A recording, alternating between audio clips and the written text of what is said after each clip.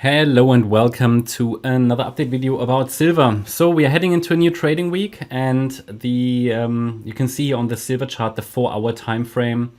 Just want to explain again this rally into the 2023 highs. It's an ABC structure in my reading.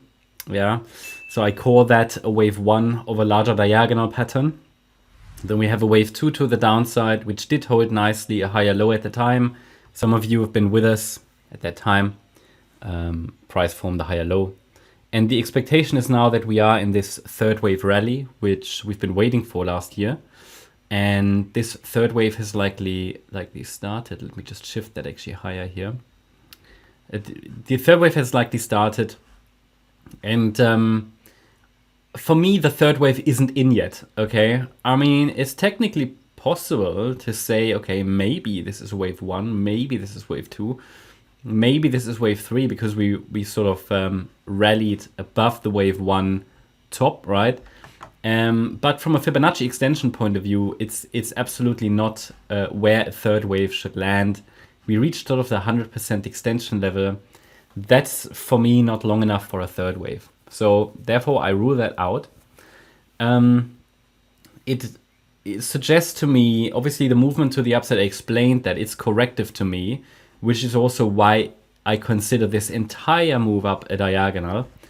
Yeah, I mean, you can count this move up a 5-wave move, but it all starts with that messy 3-wave structure here in the beginning. So I end up being counting it as 3 waves in wave A, then the B wave pullback, and 5 in C. Then we have the wave 2 pullback. And this is also 3 waves up. And it starts here again, you know, this rally between October 23 and the December 23 highs. Also a 3-wave move up, a 3-wave pullback.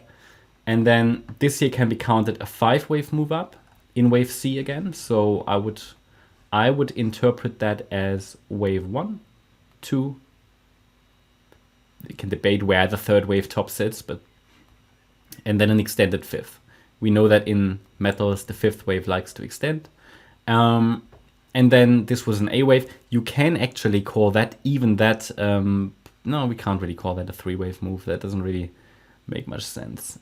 You could A, B, C, but it's a C wave, so it has to be 5. And you can count it as 5, that's fine. Then this was a pullback in wave B. It did hold really well. It did hold really well in that pullback. I leave that support area on the chart because I think it might still be relevant. Sort of a lower support region between 2340 and 2556. But expectations are that this B wave has bottomed. And basically that we're now in a C wave rally of wave 3. And then we should get a 4th wave and another 5th wave and sort of go higher accordingly, you know. If I go to the 1-hour time frame, then the expectations are that this is also a 5-wave move. Looks very similar to this move that we had, just in small, okay. You can call that, in that interpretation, a wave 1 of the C wave, possibly. Let me actually change the wave degree here. Wave 1 of the C wave. So based on that, I can define the main support region for the wave 2. And the question is just, okay, is the wave 2 already in or not? I think in the last video I already made you aware that my interpretation is that surely the wave 2 could be in, but if this really is a wave 2, then we normally want to, normally I'd like to see a wave 2 at least get to the 50% fib retracement at $29. Below that we have $28.33, and then below that $27.31. If we are, the $27.31 level, 78.6 fib is very deep for a wave 2. Ideally $29, you know, maybe $28.33. From here, it would be very shallow, that wave 2. Valid, because we have a 3-wave move down, which you can clearly see. It's a 3-wave move down. And even in this C wave then, let me zoom in, we have 5 waves. So I mentioned to you, I think in the last update, that this week, or not the coming week, we could get a bit of a bounce. And I think it might have started already, that bounce, after the last video. But I see that only as a B wave, because it doesn't convince me yet what's happening there. And also, as I said, the wave 2 would be very shallow. So I prefer that this is just the A wave. we are looking for a B wave rally, which could then reach here this resistance area between $31 and $32.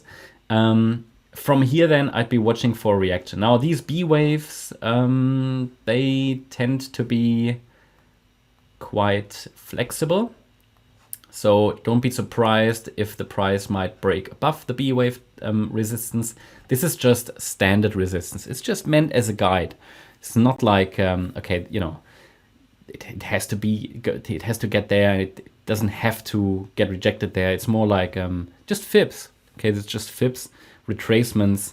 And the only thing is that Elliott wave gives us the context and helps us understand that, okay, you know, this pullback there that started in May is a bit shallow, so it might extend a bit. And we know that metals often test our patience, so especially in corrections. So that we've seen that last year. I mean, everybody can see that. So if this now is a B wave rally, then it might be unfolding already. Obviously, shouldn't break below $30 anymore. Like, I'm gonna add a red line here. This would open the door for a more direct pathway to the downside. But I still haven't seen a healthy B wave. Still haven't seen a healthy B wave. So from that point of view, I would like to see that at some stage, even if the A wave extends a bit. And normally I would say the ideal target for an A wave is sort of the 38.2 fib. So we haven't even touched that, but because we have enough waves down to count it complete, I'm labeling the A complete at least. Now let's see if we can get a B wave rally, which would be to a degree confirmed if we break above $30.62 now in the coming week. And then a C wave down from there is what I'm going to watch for. And then, yeah, if we get the B wave top, I can give you a target for the C wave down. That's something to observe. And the next levels to the downside are $29.07, $28.33, and $27.31 as next key levels to the downside to watch. Okay, but it all depends on where the B wave tops. So when we say, okay, the B wave might rally into this red resistance zone, then from there, depending on where the B wave tops, I can draw the fibs. And we're typically looking for the 100% extension as the first target. You know, if the price rallies to the 61.8 retracement up there at 31.57, then the C wave down should sort of target $29 basically, or could even go a bit lower. Okay, so but the 100% extension level is the first key level. Bottom line is I have no confirmed low in place yet, and this might extend a bit longer. So that's my update about silver.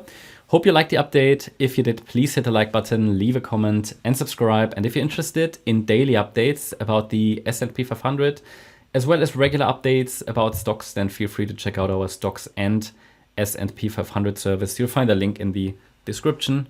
Thanks a lot. Bye-bye.